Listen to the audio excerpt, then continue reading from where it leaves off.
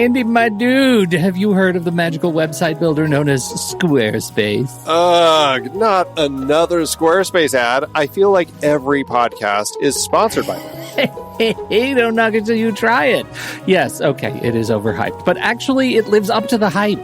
Squarespace is like a website fairy godmother. With a click of a button, your site transforms into a beautiful masterpiece. A website fairy godmother? That sounds interesting. What makes it so magical? Well, for starters, those slick templates make anyone look like a professional web designer. Pick one, customize the colors and fonts to match your brand, and voila. Plus, the drag-and-drop fluid engine is so easy, your grandma could build a site on Squarespace. Well, she did knit me a lovely scarf last Christmas.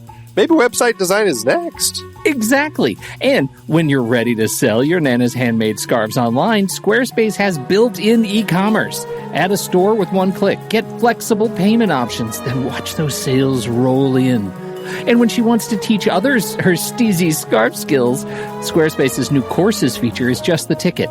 Nana can set up her curriculum and enrollments and payments in a snap and become the next e-knitting influencer. Oh, wow, you really sold me with the grandma angle. Sign me up for that free trial. Just go to thenextreel.com/Squarespace and transform your site into a beautiful Squarespace masterpiece. Well, thanks, Pete. Even though it's overhyped, Squarespace actually sounds perfect for Nana's site's needs. Appreciate the warning on the ads, though. I'll brace myself next time I listen to a podcast. Anytime. Let me know if you need any help getting that site up and running.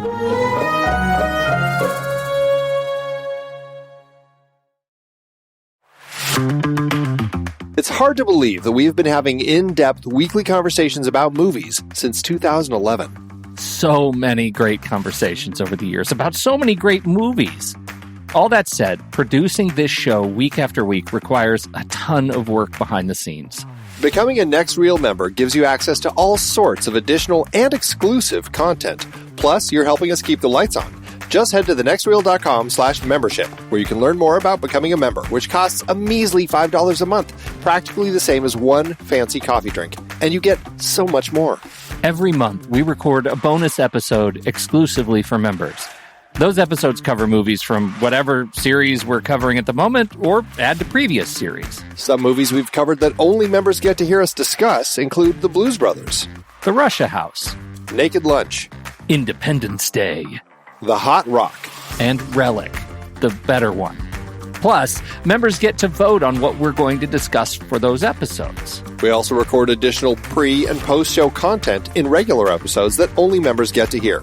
Like conversations about similarly themed movies. And answering listener questions from our live member chat. Speaking of our live member chat, we record almost all of our episodes in Discord, where members can chat right along with us live. Members get access to other members-only channels in our Discord community as well. On top of all that, members get all episodes a full week earlier than everyone else in a private Next Reel feed just for them that includes all the shows in the Next Reel family. The Next Reel, the Film Board, movies we like, Sitting in the Dark, and more new projects on the way. To top it all off, members don't have to listen to ads.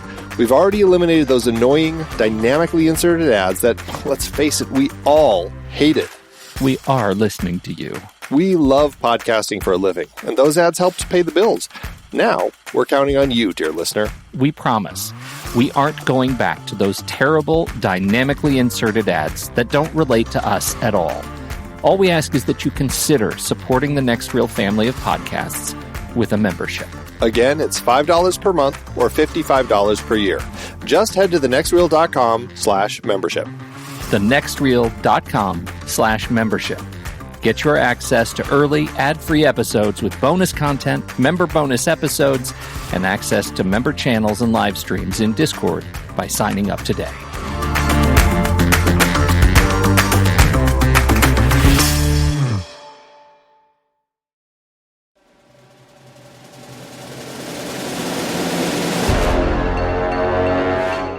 I'm Pete Wright. And I'm Andy Nelson. Welcome to The Next Reel. When the movie ends, our conversation begins. Waterworld is over. Oh, thank God. The future. The polar ice caps have melted, and the Earth lies beneath a watery grave. Those who survived have adapted to a new world. What did you see out there in your 15 lunars? Such as? An end? An end to all this water? You're asking the wrong person. Pure dirt. So what's the word? We trading or not?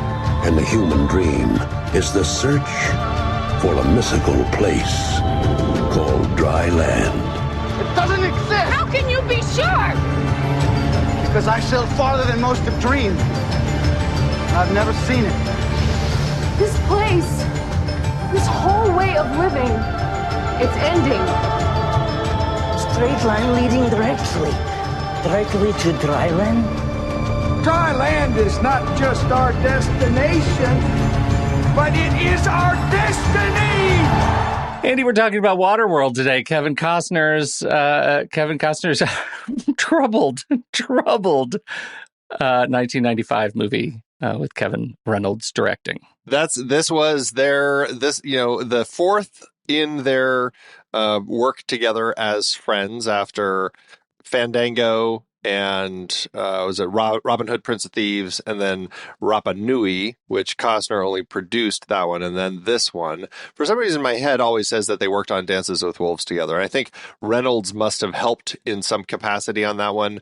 He advised Costner on that one, but an uncredited second unit director. But this is the one that Reynolds returned to the director's chair with Costner acting. It broke their friendship. My favorite quote about all of it is Reynolds, after the film was done, he said, Kevin Costner should only act in films that he directs, because then he'd always be working with his favorite actor and director. Ouch. Ouch. Kevin. Yeah, I know. Wow. Well, so we're here because this is a Golden Raspberry movie. Golden Raspberry, yes it is. Wrapping up our series on the movies of the Raspberries Golden. I hadn't seen this in a long time. Very, very long time. I know there were multiple versions of this movie. I did not watch the Ulysses cut? I know you did. The Ulysses cut, yes. Where do you want to start with just a little bit of table setting around the Ulysses cut for this movie? And what I missed seeing the theatrical cut? The theatrical cut is, I think, 2 hours and 15 minutes. Yes. Then there was a TV cut that they released that was TV. It had 40 additional minutes. And then the Ulysses cut has 2 more minutes than that. So it's basically a little longer than the TV cut. Is what we get with the Ulysses cut is there's actually... And I didn't revisit the theatrical cut for comparison's sake, but from looking at some comparisons online, the Ulysses cut adds a lot more depth. It's definitely, you get a lot more of the world building, key plot points, the discovery of Mount Everest, more of seeing just how unsympathetic the mariner is as a character, which was interesting. You get and I don't know if this was in yours. I'm assuming it's not, because the fact that this is called the Ulysses cut is they at the very end, Helen gives him a name and says, you should have a name. And she talks about the story of Ulysses by Homer and how he ended up finally coming home. And so she gives him the name Ulysses. The story, there was a lot of story in here. It wasn't censored. I know some of the stuff was cut because of the ratings board and stuff like that. And I just found it to be some really solid world building throughout. Like, I think they did a great job putting this story together and giving us a tale that was largely fleshed out and had time. It never felt rushed. So with a full 3-hour cut, it just, I don't know, there was a lot of stuff in it. Is that your sense of the theatrical cut, that it felt rushed? I don't remember. Honestly, I can't remember. Yeah. I'm just saying with 3 hours, it never felt rushed. So I don't know I'm not sure. I haven't found a list of like all the specific scenes and everything that were cut. So I don't know. I don't know how much they cut. It just seems like it, for almost a full hour or 45-minute difference. It just seems like, yeah. That seems like a lot. And I like the idea of him getting the name at the end. I think that's an interesting way to kind of play it.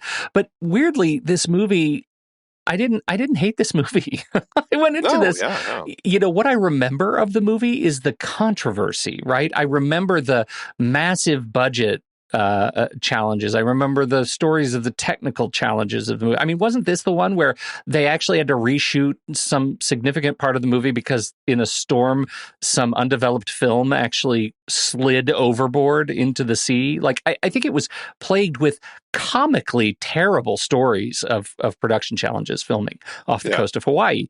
And the set sank. The set sank, Andy. Because the rumors were that it was the giant atoll set that sank, but what it was the smaller slave colony one that sank. And I think that's the one that they come across where the deacon and his men have tied the dead people's hands up, so they're all waving at him. I think that's the one that sank. So that's just like a floating treehouse is what that was. Yeah. Right. Oh, they could afford to lose that. Right. No. So there's just some more kind of interesting things going on here. One of the kind of fascinating bits is just all of the production design and the world building that goes into this movie. Like from the opening sequence of his boat is damn cool. I think they built that was stunning. Yeah. Stunning piece of machinery, this boat, and watching him work it. Like, I never felt, this is going to sound strange coming from me. And let me say, Kevin, old 2x4 Costner, is perfect for this movie because wood floats. And so, I know, I've been waiting for that joke. You just couldn't help yourself. There was never a point where I found myself not believing Kevin Costner could run a boat, right? Like, I felt like I believed him as the mariner on his boat. Like, he felt constantly of a piece with the world. That was kind of cool, coming into this movie and actually believing the main character, whom I sometimes don't. Seems like a low bar to get over, but for me, it was a bar. It was, well, and that's an important bar. And I think that there is something about him as this pretty unsympathetic character who, I mean, it takes a while for him to grow sympathy, at least in my cut, to grow sympathy toward Helen and Enola. And like, that was nice to see. Like, he really did not want them around. And I felt like that was working quite well. And watching him moving around on the boat, like just how fluidly everything worked, it was exciting to see. And I totally bought into it too. Like, I was like right there with him as this person who had been a mutie, who had, part ichthy, as they would call him, like, an ichthy man. And he had gills behind his ears and could breathe underwater, had webbed feet, could swim faster. I found him to be a really interesting development that we got in the story. And he just was always believable as the character. And I really liked that about the story. Especially because had they made this movie now, it would have been cast by, like probably Momoa, right? Like this is a character that was cast by a human man who looked like a man and not a superhero trope. And this character in today's filmmaking feels very much like a character they would give to the superhero treatment, right? Muscle bound, a rock vehicle or something like that. But this movie was played, I guess, more sort of straight across the bow, so to speak. And I think that actually it does a great service to the movie. So far, movie starts and I'm bought in. What do you think about the actual fantasy of it, right? Because on top of this guy in this post-apocalyptic universe, we have this story of the search for dry land. Dry land is, we see in his first major stop at his trading post and the first major action sequence, we have him coming into contact with this story of the search for dry land as it is tattooed on the back of a girl. The girl is Tina Majorino. This is a major Tina Majorino vehicle when she was like 7. What do you think of the fantastical nature of the story? Largely, I buy into what they're setting up. Like the world building aspects of this, I find interesting. I did have a few questions. I watched this with my wife, and I'm like, well, if it had to be read upside down, why didn't they tattoo it the right way on her back? Like that seemed like a little much as far as that. And why didn't, if numbers are a general tool used by people, and maybe not this far into the future, but why didn't they just use the actual latitude and longitude instead of writing, like spelling the words out in, I don't know, whatever Japanese or whatever Asian script that they were writing in, and to make it easier for people to find them. And then what was the reason that they were, when they finally get to the huts where the skeletons are at the end on dry land, and they're like, oh, they knew they were dying, and because they see all the papers of all the maps that they had been trying to draw people here. But I'm like, well, if they knew where they were dying, were they just really old? Like, what was happening? Is there no food here? Or is everyone going to be screwed now that they found dry land, but there's nothing here? Like, I couldn't figure out why there was an issue with dry land. If they were really old, it seems like, well, then they couldn't have been Enola's parents. Like, they would have to have been like grandparents or something like that. Yeah. And what happened to her parents? I mean, I suppose something could have happened. And so they just shipped, put her in a little boat and pushed her out into the water, hoping somebody would find her. I don't know. I mean, there were some elements in the world building that I think were a little clunky and needed a little more clarification to work correctly. But largely, the idea of the ice caps, and just to call out how much I love when studio logos play with the logos, and how the Universal logo actually becomes a flooding world that suddenly is nothing but water. Like, that is fantastic. I really love that bit. But like, that whole setup was really interesting. And then humans trying to figure out how to survive on the surface of the water, foraging what they could to build boats and find fuel, and how Deacon and his people are all living in the Exxon Valdez, which was a lot funnier in 95. It was still funny for me now, but I think it's going to go over a lot of people's heads now, but it was very funny. Especially the shout out to the portrait of the Captain Joe, right? Like Right. that was funny. Joe. Yeah. Old St. Joe. There's a lot of stuff that they do really well. Like, they build a solid world here that I found exciting and really interesting. Is it at the level of Mad Max and kind of all of that? No. And I think that's because sometimes Reynolds and Costner, there's something about kind of their Hollywood mentality and the world they come from where I think sometimes they can't get out of their own way with putting some things that just, I guess I would just say, like, we were in our pre-show chat for members, we were talking about The Postman, and how sometimes there's just these Costnerisms that he puts into his films. And I'm not necessarily saying this one has the Costnerisms, but it does have a lot of things that it seems like he and Reynolds, it's kind of like their expectation of what Hollywood wants. And so it's things that are more silly, and I sometimes struggle with. And I know that they probably didn't want to copy too much of The Road Warrior by having a child who never speaks. But there were times where I really was like, I wish Enola spoke less. Like, I felt like they really sometimes overwrite in a very Hollywood way. And that's where some of the silliness comes from that I found a little more frustrating. Okay, I want to hang a flag on that point because I have thoughts, but I want to go back to something you said about world building that I have the same challenge with, that I think is important to note about how hard it is to write these kinds of movies where you expect generational memory loss because of this massive shift. The big problem I have, you brought up already, longitude and latitude. Why didn't they write longitude and latitude on her back? And Michael Jeter has a line in the movie saying they've written something like longitude and latitude. These numbers, they don't make any sense, right? Like, they don't know what long lat is. And I struggle with that. And it stuck out like a big sore thumb because this is an entire society built on water, like for water navigation. And the transition from living as a sort of, I don't know, coastal community, like living on land and on water, happened slowly, and then I imagine all at once. But the people who were there, you're telling me that they chose to forget how to navigate. They chose to forget a technology that was like central to mapping and cartography. Like, how did that happen? I would understand it if maybe they were landlocked for a long time and had to live underground or something, and came up and were like, oh, now we don't know how to navigate because now we have reference and we don't know. But that was never set up. I just sort of refuse to believe that they didn't, that was not something that was somehow passed on to people who spend their entire lives on the water. They do make a play for trying to sell it by way of the introduction of paper by the psychotic boatman whose name I can't remember, but he was very, very funny.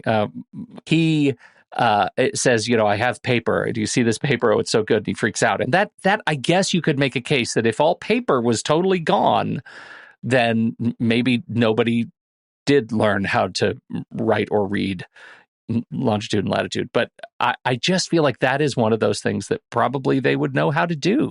They would remember how to navigate. I can see your point, and I can understand why that would be a skill that people wanted to keep around. At the same time, I can also understand where if you're in a planet where everything is water, those numbers to a certain extent don't matter, because they largely make sense when you're trying to get from one chunk of land to another chunk of land. Yeah. And if you're going from one chunk of water points to another chunk of water, it's like it doesn't make quite as much sense. And I don't think the atolls are, I mean, it's never fixed. It's never touched in the movie, but I don't think they're fixed. I think that I think they move as free floating as everything else, because nobody seemed to really have any understanding about what was under them either.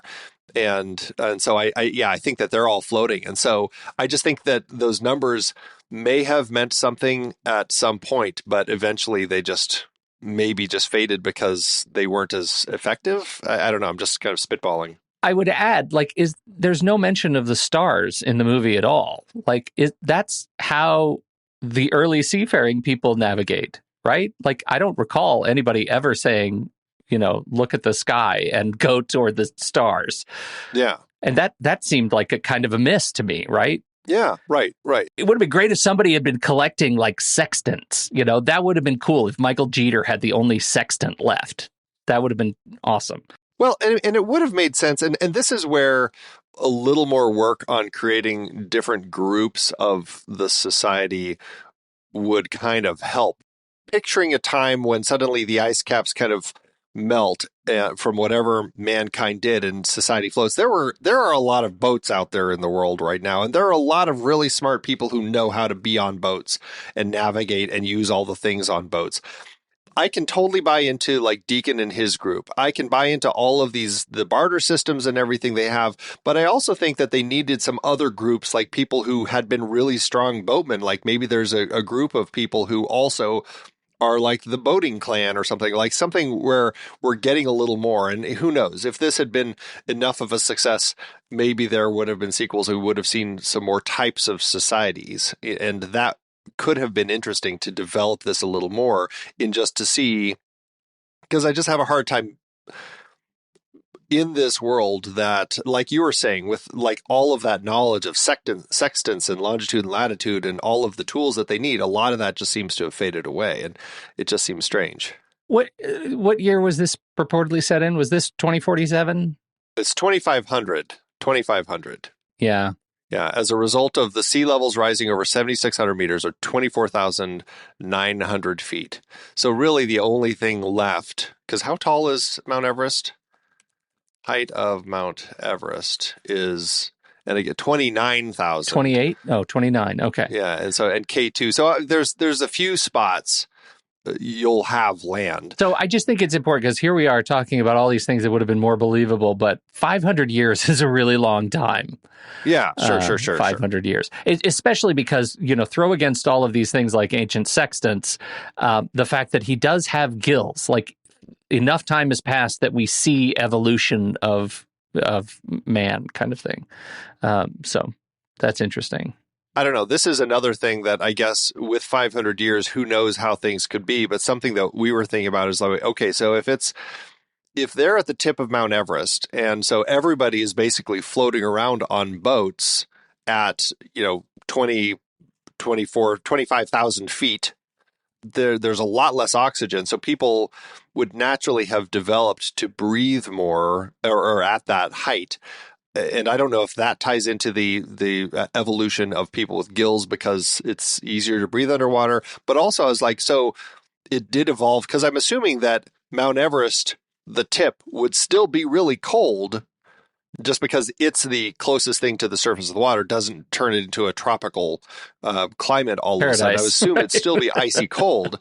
So obviously some other things have happened on the planet too. Yeah. So I don't know.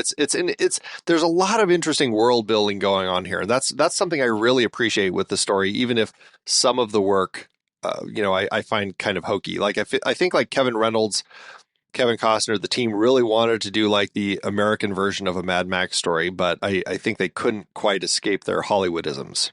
Yeah, I absolutely agree with that. I think that really cements the tonal challenge of this movie. That I think there is a Mad Max style, water movie buried in this movie, and it just felt like they wanted to show us some of that grit. They wanted to show us just how awful it is. They show us things that are like their desiccation pits where they throw the dead bodies, and like there's things that are just like gritty and horrifying, and yet somehow it always feels like somebody just turned the camera on the Waterworld exhibit at Universal Studios, which is still going. It just feels like it is like it's some sort of a cartoon Hollywood performance. I think to its challenge. I don't think a movie like that didn't suffer the Hollywoodism would introduce the hot air balloon escape route so early in the movie. Like that just felt like now we're in a kids movie. Now we're in a movie designed for the lower quadrant, right? Like this is not the movie that I think they were setting up. The movie where the guy drinks his own pee in the first 5 minutes is not the same movie that has the comical escape with the 7-year-old girl. I don't fault them for wanting to have air vehicles. Like, I think that's a really interesting element, Absolutely. But the way that it comes to pass just doesn't play well. There's a difference with how it's introduced in this film than just, for comparison's sake, going to Mad Max Fury Road, when you have the battle scene with all the vehicles, and you have those, I can't remember what they call them, but those guys on the giant bendable stilts that are like bouncing back and forth and like grabbing people and whatever, like introduced the wrong way, that could also be incredibly silly and like, oh my God, it looks like circus. But it ended up being really kind of clever and creative and frightening and cool, and in a way that always worked. Whereas the big balloon coming out, like if we'd always seen a balloon there, maybe it would have been a lot more believable that they had this thing there. Just the way that is like poof, and suddenly he has this thing. Yeah, it exists out of the thing. I mean, Andy, you put roller skates on any of these guys in the atoll, and you're just a breath away from a Schumacher Batman movie. Like it goes from really cool and innovative and kind of threatening to goofy in short order. It's very interesting. Like, and I think this is where, as we talk about the Golden Raspberry Awards in this particular series, looking at the worst director nominees, Kevin Reynolds being nominated here, and certainly Kevin Costner uncredited in a large capacity. I think that there is something about the struggle within Hollywood for some people. And I mean, honestly, I would even put Steven Spielberg in this camp, because there are times with some of his films where it looks like we're looking at something on a stage. It just doesn't feel like we're centered in reality. But when you go to George Miller and Fury Road, suddenly I'm like, everything here seems so authentic. And I don't know if it's a sheen that the production design department puts on things to have extra grit. I don't know if it's the way that the cinematography and the lighting are designed to just capture things in a way. I don't know if I can put my finger on exactly what it is, but there's something that has a more of a level of artifice when I'm looking at something like this than Fury Road. And I think that's a big struggle when you have a director like Kevin Reynolds, and maybe it's just he's a director who probably just didn't have an idea in his head as to how to make it more realistic. Whereas George Miller started pretty low budget with Mad Max and kind of already was making the gritty post-apocalyptic world from the beginning. And he's, had 4 times in that world to kind of really play around and expand on it. And this is Kevin Reynolds out of the gate trying to figure it out. And it just ends up feeling very big in Hollywood. Yeah, I think that's true. When you think about Kevin Reynolds, and we've talked about Kevin Reynolds, I think once, right? Robin Hood, Prince of Thieves. Yeah. When you think about the scope of Reynolds' work, how does this film fit into that canon for you? I've never saw Fandango. Robin Hood, Prince of Thieves, Rapa Nui was an interesting one. I never saw 187. The Count of Monte Cristo I saw, and then I never saw Tristan and Isolde or Risen in 2016. And then I missed Hatfield and McCoy's, which I really wanted to see. But that was when he and Kevin Costner, they made up and they worked together again in 2012 to make that miniseries, which I heard was fantastic. I think the log line between the two of them on that one was Hatfields and McCoys, no boats. I think that was what they were going for. Exactly. When I think of his films, Robin Hood, Prince of Thieves definitely has a Hollywood sheen to it. Like the outfits, they're great costumes, but they feel like Hollywood costumes. They don't feel like something that I would picture in an actual Robin Hood 1600s or whenever Robin Hood was running around type of world. It just feels like Hollywood costumes and I guess 1194. Sorry. Rapa Nui. I thought Rapa Nui was great. I enjoyed my time with Rapa Nui. I enjoyed my time there too. And that was one where he was really trying to tell a story about the people on Easter Island. And I think that, he worked harder to make that one feel a little more authentic. And I enjoyed that one. Waterworld and even the Count of Monte Cristo, like there is an artifice that he is pushing into them that it just always feels very Hollywood, very glossy. And so maybe that's just his way. Maybe he kind of enjoys that aspect of the storytelling. But for my money, I feel like when you're doing something that's, in a different time, and all of those are stories that take place in different times, I just feel like there should be something that makes me feel like I'm a little more grounded in that period than what he gives me. Yeah. Okay. Let's dish on the Deacon. Major antagonist is Dennis Hopper.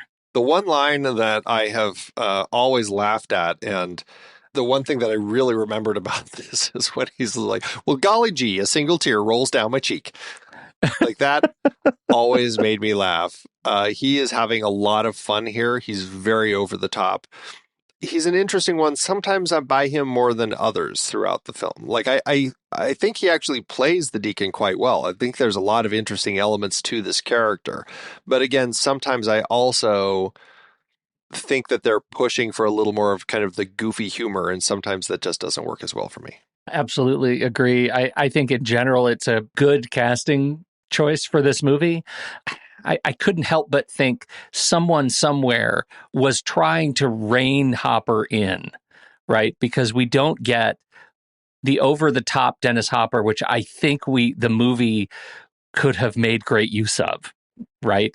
Like there are sequences that get pretty close to his sort of intensity, but most of the time he's just like dancing on this line of do I get to go over the top, and they never quite let him go. I think the eyeball bit is really funny. I think that's really great, and I love that the entire exchange where they're painting the eyeball and like sewing in the eyelashes and stuff and talking about how does it look good. I thought that was really great and really fun. And I wanted like to level up Dennis Hopper from there. And we just never got that sort of craziness that I feel like living on the Exxon Valdez, carcass demanded. I like him as a character. I like the story. I think the struggle, again, in general, is some of this element of the mysterious girl with a tattoo on her back, and everybody is pursuing her. And it's like this big thing that everyone seems to be chasing for some reason. Unfortunately, the people who put the tattoo there, again, we've already talked about it, just did it wrong. They should have made it much more clear to actually get people to come here. But that becomes the MacGuffin that we're all chasing, is we got to get this little girl so that we can find the tattoo that gives us the map and everything. And that kind of becomes the crux of the story, even though no one can actually read this. It takes the mariner saying a few things to Gregor, and then Gregor is able to kind of figure it out and piece it together from there. But I really enjoy, in general, the idea of the smokers, that they have this huge oil tanker. They've got a lot of fuel, and they use it sparingly to make these scouts to go destroy atolls and to steal what they have. Like, it was a really interesting element of the story here. And I can see your point in wanting to give Dennis Hopper more freedom to just kind of go all out. But I think if it were, personally, I would have liked it to be in a more R-rated fashion for the story and have him go all out in more the Blue Velvet kind of crazy rather than just kind of a goofy, over-the-top crazy. And I think having him be edgy, crazy, frightening would have given us a lot more to kind of go with that character. And that's more of a direction that I think he could very easily have taken it. That maybe sums up my general feeling about this movie, is that it unleashing this movie makes it a different movie. And I wanted that different movie, right? I wanted something that was R-rated, a little bit more aggressive. And, there's just, I think it's telling that you have Dennis Hopper's top four being Blue Velvet and Easy Rider and Speed and Waterworld, right? Like, that's just an interesting set of four movies that encapsulates the spectrum of Dennis Hopper's performances. And I'm with you. I wanted more Blue Velvet and less what we got. He felt more dangerous in Speed. Yeah, he felt more dangerous in Speed, more willing to do horrible things. Yeah. And that leads us, I think, to his ultimate, goal, which was to find this map on the back of Tina Majorino, who, you have to admit, you have to think she must have been a tiny baby when they tattooed a map on her skin and pushed her off in a boat into the world of water. These people who are dead got what they deserved, whatever it was, however they died. In order to make it all the way over to the atoll, however far that is from Mount Everest, it seems fairly ridiculous that this baby survived as long as it did floating in the water. If anything, they should have found a dead baby with a map on its back, just pulled the skin off and used that. And Oh my God. I'm just saying. They should have found, if anybody's looking for a clip to quote of Andy's ever and put on social media, they should have found a dead baby with a map on its back is probably going to be the one. Yeah, I'm not saying it's pretty, but that would have been more realistic. Like, it would have been the R-rated version. Like, why send your baby out with a map on its back? Like, just send maps out. Like, it's eventually going to be a dead baby with a map on its back anyway. Yeah, like, it's such a strange thing to do. And I get it. They're desperate and everything. But knowing that we wanted our Hollywoodism. Yeah. Well, yeah, but we needed our Hollywood injection here, and that is in the form of young Tina Majorino. And you wanted her to shut up, I believe you said? Just, you're talking too much? This was, an example where the kid has a lot of lines and it just comes across in a way where it just seems overwritten, and it didn't play as well for me. She has a great speech to one of the malcontents talking about, building the myth of the mariner, how he has no name and he doesn't care and he'll kill you. And it's a great speech. And I'm with you. It would have been such a great speech had she never spoken until that point, right? Yeah, right. I think that would have been much more powerful, but she's kind of a chatterbox and she's always drawing on stuff. I'd be pissed too. So, yeah. I like her. I thought it was fun seeing her because I've seen her in a bunch of other stuff, right? Napoleon Dynamite and Veronica Mars and what else was she in? She was in Big Love and she did an episode of Castle and a couple of episodes of Bones and True Blood. Loved her in True Blood. Grey's Anatomy. She was on 24 episodes. I think she's a really fun actress, and it was great seeing her quite as young as she is here. It was neat. She is a talented performer. What they told her to do was overwrought, but I think she's a talented young actor and very charismatic on stage, on screen. I do think, though, as a child actress, she ended up in a lot of positions where people were putting more words in her mouth than they should have been. Like When a Man Loves a Woman, that was the one thing I really remember about that movie is like, good Lord, they gave that kid too many things to say that sounded like a grown-up talking. Like they weren't writing it for a kid, and it just comes across in terrible ways. For sure. And so that is a frustrating thing for her because I do enjoy her, and I enjoy her as the kid here. Like, I think that she plays it well. It's just she has too much to say, and kind of was frustrating to that extent. And Jean Triplehorn, that's our last big character performance. I most recently saw her when I just revisited Basic Instinct, which is where she got her start, and then The Firm shortly after that, Reality Bites, and this.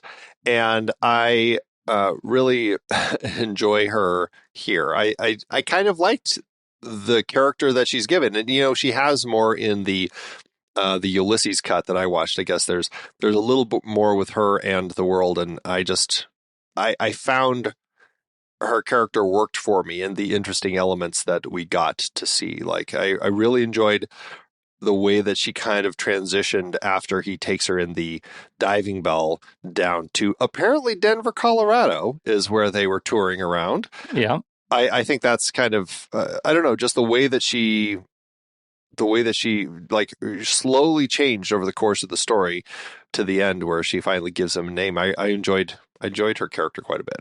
A couple of notes about Jean Triplehorn that you will be fascinated and riveted to the edge of your seat. One, Jean and I were both kids in Tulsa, Oklahoma at about the same time. And Jean, like my dad, were graduates of the same high school. That is Edison High School in Tulsa, Oklahoma. What do you think about that? Fantastic. I mean, sit back now because I don't want you to fall out of your seat. But, I just want you to know we're close, me and Jean and the family. Nice. I love it.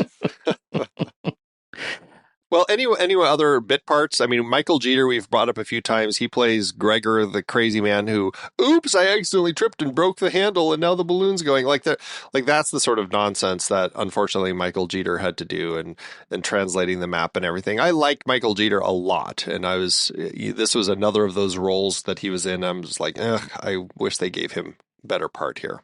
I do too. I think, there are a lot of faces in this movie. Leonardo Cimino, Jack Black. Jack Keeler, Jack Black, absolutely. There are a lot of faces, and no one else stands out to me as anything else but backgrounder besides those big ones. Kim Coates was the drifter that you were talking about, the kind of the super crazy one that wanted to trade for Helen for 30 minutes. That was exactly the sort of crazy George Miller character that I wanted more of in this film. It's like Kim Coates knew the movie he was in. Yeah, he was, and so nobody perfect. else did. It was exactly the way that should have played out. Like, I just love that from start to finish. He was great. Okay, I'll also throw that same qualification to the guy who was in charge of the turret gun. The big 4-barreled turret gun. He also so excited to shoot it, he doesn't stop. He also knew exactly what movie he was in, and it was not this movie. It was a Mad Max movie. That was Neil Giuntoli, the Hellfire Gunner. Yeah, that was him. Chuck. So far, I've got 2 out of the cast who knew that they were actually in a George Miller movie. There were a lot of little bit players. Like at the beginning, you called out the I don't remember the character's name, but the really old man who is in the bottom of the oil tank. And that was the depth gauge man. The depth gauge man, like that. He was another person that was like straight out of like George Miller. Like there were some of those people that they cast because they just looked great for this type of world. And he absolutely was one of those people. Like he just looked like this scrawny little thing that was forced to live in the bottom of this oil tanker, measuring how much oil they had left. I loved him. That was William Preston, and he was also John the Bum in The Fisher King. Ah, yes. That almost feels like continuity. Depth gauge guy was John the Bum. Yeah, exactly. I will say I also liked the sheriff. I can't remember what his specific role was, but the guy who at the atoll, they had kind of put him in charge of security, and he was the one who was getting very frustrated with them that like, hey, you've brought me on to kind of like make sure things are safe. And I think things are safe. I think this guy can go. And they're like, no, we want to, and again, I don't know if you saw this, but like when they want to keep him there to mate with one of their women. Right. And the security guy, I don't know. I liked that character. Like he ends up kind of coming along on the balloon later when suddenly the balloon can carry a lot more. So, no, I definitely agree. I like him too. He's a neat kind of character actor. I just want to go back, since you mentioned the mating part. We just have to say a little bit that, we talked about the postman in our pre-show. There are a lot of crossover elements in this movie. Yes. that cross over to the postman. That too.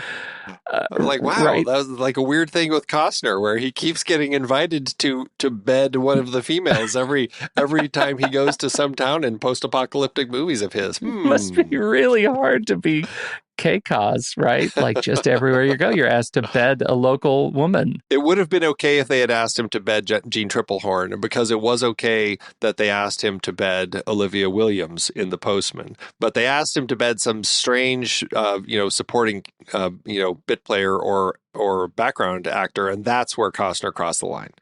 He's like, no. At least we know Costner has a line. I wonder if he would make a mutant baby.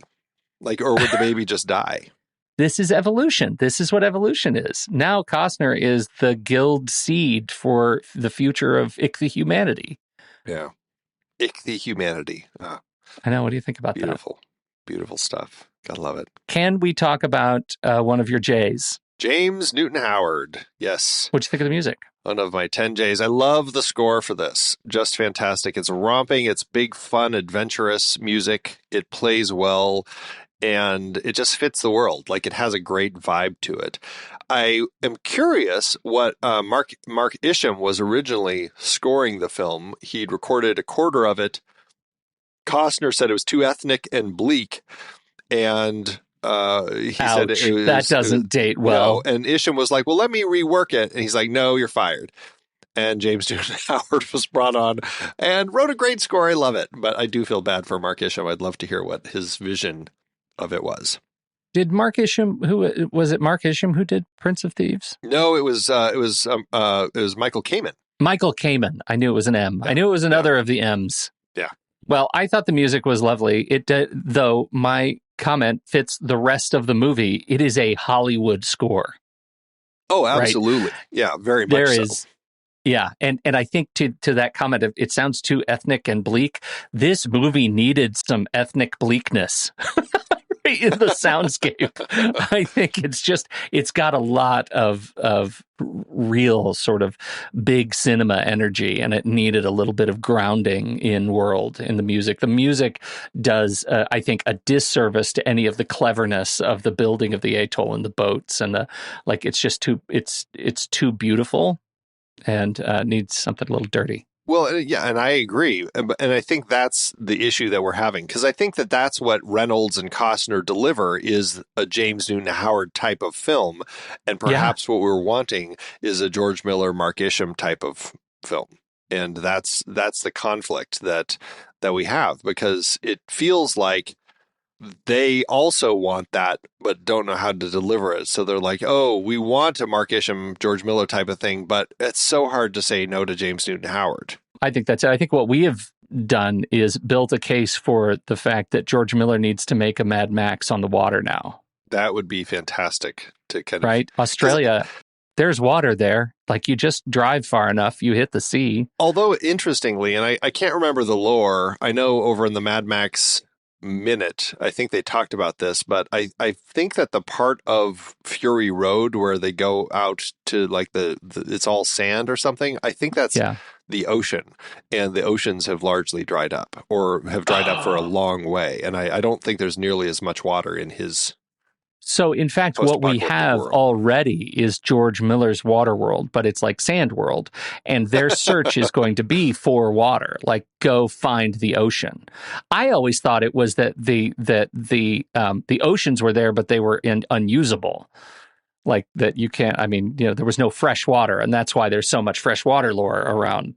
Right. But that's really interesting. Yeah. And I could be getting it wrong, but I feel like there was something like that where there's... Okay. Yeah. Dean Semler is the cinematographer here, a cinematographer who has done a lot of things, actually worked with George Miller on Mad Max 2. And I don't know if that was, and Beyond Thunderdome. I don't know if those are particularly the reasons that they brought Semler on for this, but certainly, I probably more because he worked with Kevin Costner on Dances with Wolves. 5 years before this. What do you think? Well, I mean, look at, like, I just look at Semler's top four, right? And his top four define why I like the look generally of Semler's movies. Dances with Wolves, of course, Apocalypto, whatever you think of the bonkersness of Mel Gibson, that movie looked great.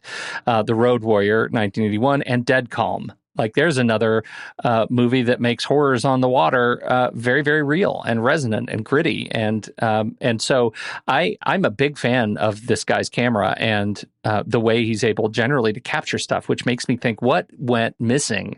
Because the rest of these movies do exactly what you and I are asking for, I think. In general, I liked the look here. But again, going back to kind of the Hollywoodness of the whole thing, I can't pinpoint, is there something in the camera or the way that Kevin Reynolds tells Dean Semler, this is what I want it to look? And so Dean's just doing his job to create Kevin's vision. Same thing with like the costumes, like all of this. I mean, I really enjoyed the overall look of all of this. But that being said, there is a caveat where it did have a little more of that Hollywood sheen that I don't necessarily get in Fury Road or something. And I don't know. I guess because it is so consistent across the board, I guess it falls to Reynolds and Costner. Yeah, for sure. Yeah, I think that's where it goes. I mean, I think he does great work, and the movie ended up being sort of middling. Well, and at least I never feel like we're on a stage. A stage. In a like tank, I never feel like we're in a water tank. I mean, this was kind of like Titanic, where they built kind of I don't know what you call it, but just like a giant water stage that they can be filming on. And it largely works, even if it did give the production tons and tons of troubles and everything. I always felt like we were out in the ocean somewhere. And to that end, it was exciting. Like, I really enjoyed that sense that... And I can't even imagine the complexities of it. I think it's funny that Spielberg actually warned them, don't film it on open water after his troubles with Jaws. And they did it anyway. And of course, it was major troubles. Sometimes you have to learn your own lessons. Am I right, yes. Kevin? Indeed. All right. Well, any last points we want to say about this one? No, I'm good. Do you want to talk about the Razzies and all that, or do we want to wait till we jump into our awards segment? Let's do that in the awards. Okay, well then we'll be right back. But first, here's our credits.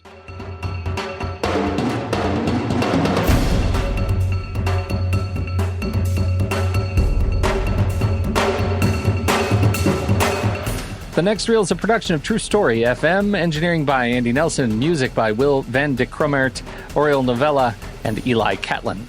Andy usually finds all the stats for the awards and numbers at the-numbers.com, boxofficemojo.com, imdb.com, and wikipedia.org. Find the show at truestory.fm, and if your podcast app allows ratings and reviews, please consider doing that for our show.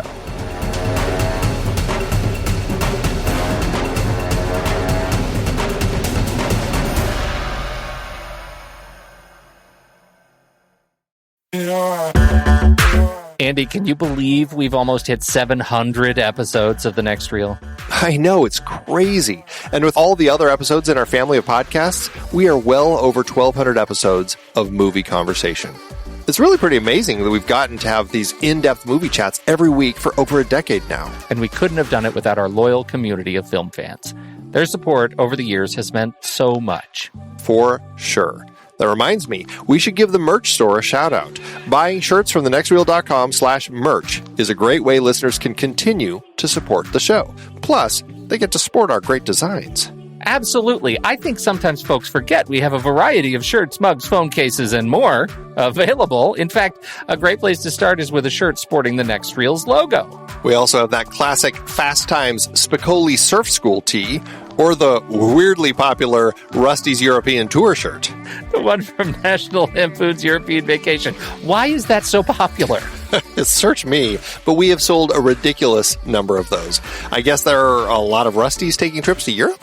We're always adding new designs based on movies we've covered, like our brand new design for a streetcar named Desire, featuring a streetcar named Desire.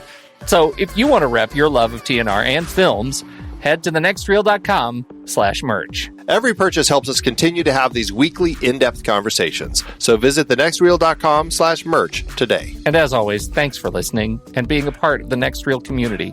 We've got lots more great movie chats coming your way. Let's talk about sequels and remakes. The movie has some legs. You know, a lot of stuff that came out at the time, the novelization, there was a sequel comic that came out called Waterworld, Children of Leviathan that came out a few years later, 97. There were video games that came out based on it. There was a pinball machine released. Of course, you already mentioned the Waterworld, a live Sea War spectacular that was at Universal Studios in Hollywood, Japan, and Singapore. And then I think the boat itself, I think that fantastic catamaran is actually still in, is it the one in Florida?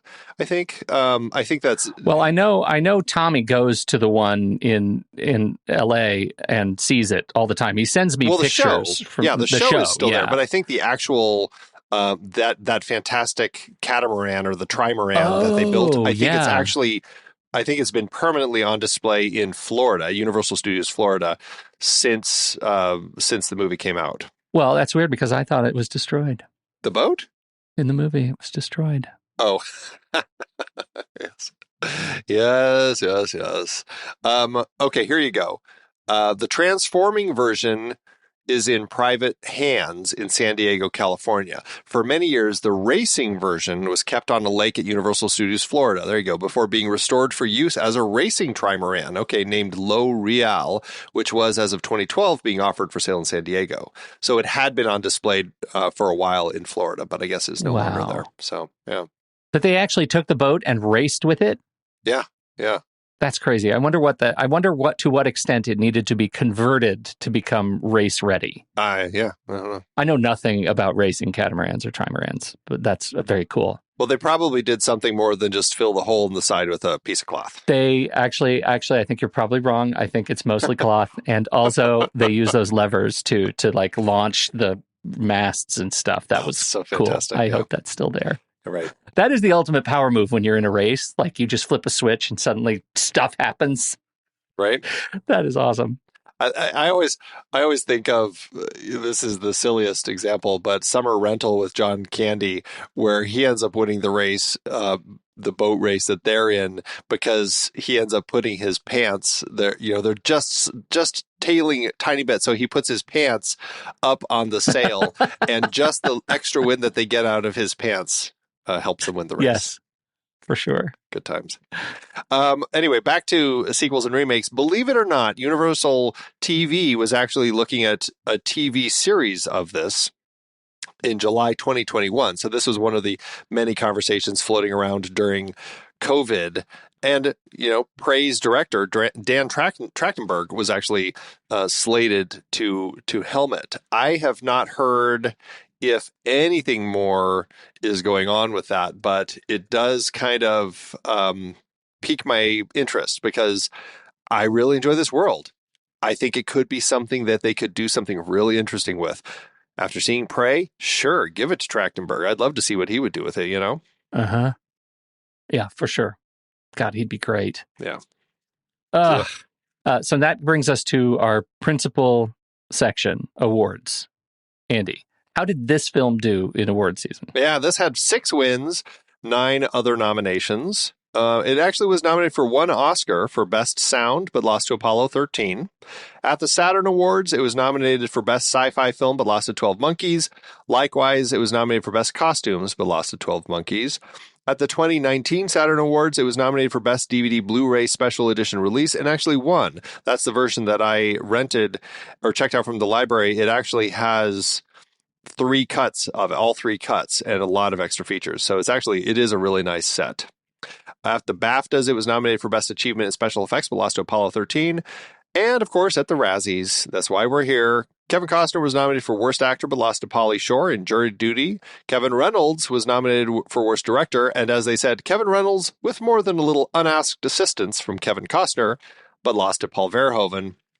The movie lost to Showgirls for Worst Picture, and Dennis Hopper was nominated for Worst Supporting Actor and won that award. And that leads us to our conversation about the Razzies Worst Director. We have now, this is the end of our series of films we've been talking about. We've talked about Congo, Cutthroat Island, The Scarlet Letter, Showgirls, and now Waterworld. And then for our member bonus episode, our members voted that we throw Batman Forever into the mix as a potential candidate. Where do you sit with Worst Director? This is it's harder than I think I expected it to be, looking at all of these films. But I don't think it's this one. I don't think it's this movie. I think I probably will stay with Verhoeven for Showgirls. But it's tricky for me because this movie feels like a bigger swing. It's a much bigger swing from a production standpoint. It's doing something that I think has the opportunity to tap into my deep inner child, right? In a way that Yeah. that I think is fascinating. Like I was rooting for this movie maybe more than the others. But in terms of taking a movie and just not delivering on its promise, I still think Showgirls is probably it. Is it possible that the Razzies got it right? Oh, well, sure. I mean, I suppose, although I wouldn't agree with you because I think that when you talk about Worst Director, it really boils down to, okay, each of these films has their elements that are working in them throughout. I think that there are some strong points about all of the films that we've discussed, but the director is the one who, ideally, I mean, I know making a film is kind of a team effort. The producer is often also the one who's kind of in charge of a lot of the creative decision and the money coming from the studio and all of these different things. But the director is really kind of the bottom line when it comes to final decisions about what the costumes should look like, about the casting choices and things like that. And I can fault all of these films for particular elements that don't work based on the director. And I know sometimes it's like cost overruns that aren't really the director's fault, but because the studio had already been spending a lot of money on this before the director really was involved, and like that can affect the director once they do come on board. But if they come on board knowing all of that, then they're stepping into it. And to a certain extent, a lot of these decisions end up kind of being their fault anyway. And while I do have a lot of issues with all of these, for me, the worst director of the bunch that I would say is probably Roland Joffe for The Scarlet Letter, because I think Joffe, as passionate as he was about the world that he was telling the story of and what he saw that Nathaniel Hawthorne was trying to say, I think he overstuffed that movie with so many things that he lost a lot of the essence of what the actual story was about. And that, for me, was the biggest failure of this bunch of films. I would throw in the other perspective of Frank Marshall, using the exact same argument, taking the adaptation of Congo, which on the page, in the original Crichton book, took the fantastical and made it at least believable in universe, and made something that was just a complete mess amalgamation of technology and costumes that just did not play. So I guess I would put Frank Marshall up there too. And hearing you talk about it reminds me that at least Verhoeven was working in the Verhoeven cinematic universe for everything he delivered, right? Like, at least it was on brand. And Sure. and I think you could make the case that Frank Marshall was trying to do something that was unachievable based on his experience and expertise. Yeah, I would agree with you on that point. I think there are elements in that, a film that feels very stagey, and trying to come up with a way to have Amy the gorilla talk that just ended up being really ridiculous. And yeah, there are a lot of points in that one. So I agree with you on that one too. I think that the big surprise, though, and this is the thing that I thought I would hate all of the movies that we're talking about. Like, I legit expected to have a terrible experience all the way around, and I just did not. I found my experience like I had more fun with more of these movies than I kind of thought I would, and certainly not The Scarlet Letter, but I had more fun with Batman Forever than I expected in our member bonus. And Cutthroat Island, I had some real problems with Gina Davis, but overall, just watching the explosions and talk about world building on water, like, that was an incredible experience. And Waterworld, of course. Like, Waterworld has more to it than maybe its reputation deserves. I can see why Waterworld has come back with more of a cult following and fandom over the years. When you watch the Ulysses cut, you definitely get a richer story. I think there's a lot more to it, and just warning people, it is one of those cuts where, for the most part, it looks fantastic, but there are a couple shots late in the film where they clearly had not finished the effects or whatever, and they were really rough. Like, the shots themselves just felt unrendered, kind of raw. To that end, there were a couple moments like that reminded me when we talked about A Star Is Born, the extended Judy Garland version that had some added stuff that was just like stills, as I recall, as yes, we could hear dialogue, right. And weirdly unfinished little bits, but largely the better story. And so, you rented that one from the library. I'm looking for it in the streaming services, and it looks like it's harder to find. Yeah, it was I checked the actual copy out from my local library. Okay. The one last thing, story point. So the mariner has dirt in a jug. Presumably he got that dirt. Where did he get the dirt?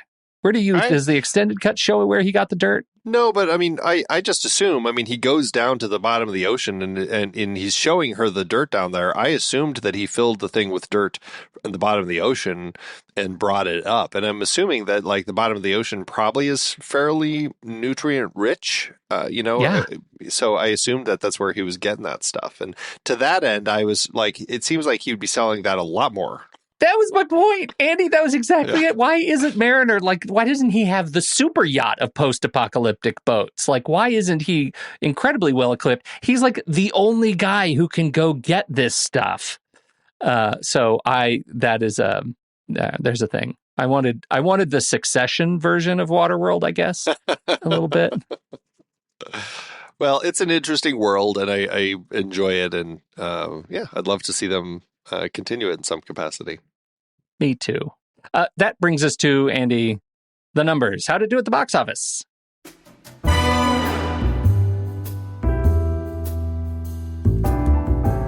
This was one with the ever-growing budget. There's been a bit of back and forth with the actual number. I think Costner said the initial budget that they were greenlit with was $135 million, but Universal said that they would never budget anything over $100 million, and so they gave him a $65 million budget.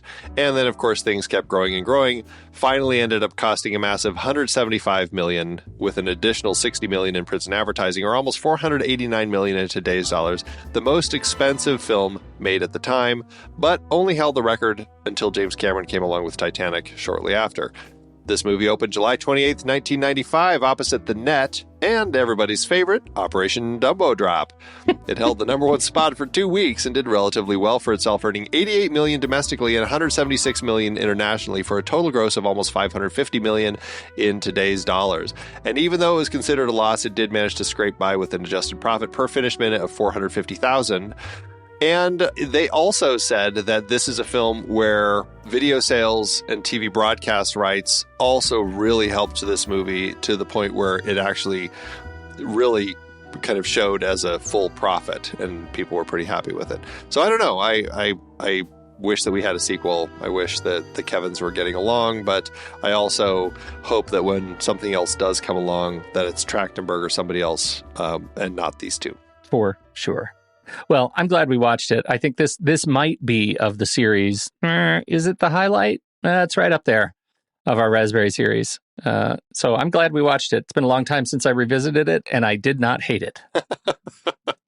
I had a great time, and I was, really glad that I got to see the 3-hour version. I for some reason in my head, I always told myself that it was a 3-hour movie when it came out in theaters. And I was surprised that it was only 2 hours and 15 minutes. I was like, oh. Because then the postman came along and said, hold my beer. Yeah, right, exactly. And so I was, it was just kind of fun to see that, okay, this is actually a really long version of it that I, in my head, had always thought was there. So it was nice to see that one. For sure. All right, well, we will be right back with our ratings, but first here's the trailer for next week's movie, kicking off our next series, the 1998 NAACP Image Awards Outstanding Lead Actress in a Motion Picture, and this is Casey Lemon's film, Eve's Bayou. Memory is a selection of images, some elusive, others printed indelibly on the brain.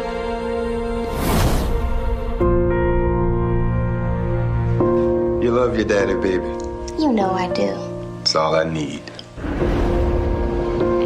You love Mama? Your mama is the most beautiful woman I ever met.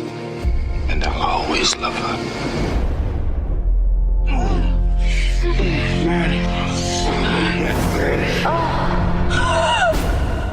What's wrong? Daddy and Mrs. Moreau. He had his hands on her. She blames me for not making you happier. She thinks I'm driving you away. She's a child, Roz. Where's Daddy? He's never home. He's supposed to be home sometime. Which one of your patients you gonna see, Louis? You. Going outside and play. When I first met Louis, I said to myself, here's a man who can fix things. And I find out he's just a man. Have you told anyone? Because if you tell, I'm gonna kill you. I'll kill him for hurting you. I put his hair inside the mouth of a snake. You can't kill people with voodoo. Bad girl.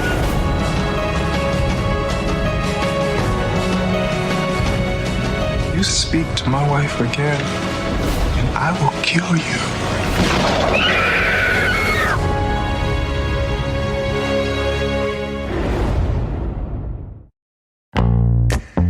It is hard to believe we've been having in-depth weekly conversations about movies since 2011. You're telling me producing this show week after week is so much fun, but it does require a lot of work behind the scenes. If you'd like to help support our efforts, one easy way is by using our Originals page when shopping for books and movies that we've covered. Your purchases made through our links give us a small commission at no extra cost to you and allow us to keep having these great discussions. The Originals page at thenextreel.com/originals links to the source material for all of our adapted film discussions. Purchasing through our links supports the show. In Season 13, we explore various awards categories and the films nominated in them. We wrapped up our 1940 Best Picture series with adaptations of Mice and Men from John Steinbeck and Wuthering Heights from Emily Bronte's novel, not to mention the play Dark Victory by George Brewer Jr. and Bertram Bloch. The 1947 Academy Award adapted screenplay series featured Anna and the King of Siam, based on Margaret Langdon's book, plus The Best Years of Our Lives, Brief Encounter, and The Killers. The 1952 cinematography nominees included Death of a Salesman and A Streetcar Named Desire, A Place in the Sun, based on both a play and a book, and Strangers on a Train, based on Patricia Highsmith's first novel. So many great movies based on books and plays, like Beckett, The Pumpkin Eater, A Boy and His Dog, Rollerball, The Princess Bride, Congo, The Scarlet Letter, Jackie Brown, The Deep End, The Gray, The Woman in Black, and Top Gun Maverick, which I'm very much looking forward to revisiting. Get the source books at thenextreel.com/originals. Start your next read or reread from the movies we've covered. Visit thenextreel.com/originals today. Letterboxd, Andy. You know Letterboxd. I sure do. We're over there at letterboxd.com/thenextreel, and we are going to, right now, talk about where Andy is going to cleave off stars from other movies in order to assign them to Waterworld. What are you going to do? This, I really did have fun with this one. I had a fun time watching this. It is cheesy, it is silly, but they're doing something big. They were kind of going for broke with it, and I could feel it. I just enjoyed what they were giving to me. And so I have a hard time going below 3.5. I think 3.5 is where I'm going to sit. But are you going to heart it? 3.5 and a heart. Yes, absolutely. 3.5 and a heart. I am no half stars right, so I'm going to say 3 stars and a heart. I can't believe I'm giving this 3 stars and a heart. Way to go. Way to go, 2x4. You came through. You came through on this one. Yeah, it's a fun movie. Yeah. All right, well, don't forget, you can find me at Soda Creek Film. You can find Pete at Pete Wright, and you can find the show at The Next Reel over on Letterboxd. So what did you think about Waterworld? We'd love to hear your thoughts. Hop into the Show Talk channel over in our Discord community where we will be talking about the movie this week. When the movie ends, our conversation begins.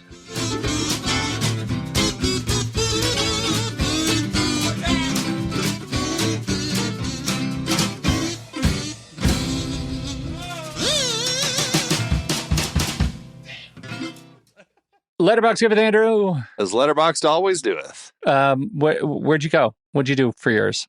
I ended up going high, straight up to 5 stars. 5 stars, like in a row. Okay. Yeah, there's what do a you lot got? of them, too.